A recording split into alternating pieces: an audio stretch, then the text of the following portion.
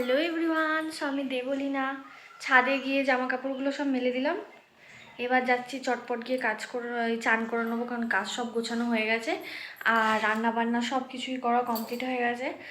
এবার গিয়ে চট করে চান করে নেবো, চান করে নিয়েই তারপরে খাওয়া দাওয়া করব। তারপর এই যে ব্লগটা ছাড়ছি তোমরা অবশ্যই দেখো, এটা আমার প্রতিদিনের কাজ।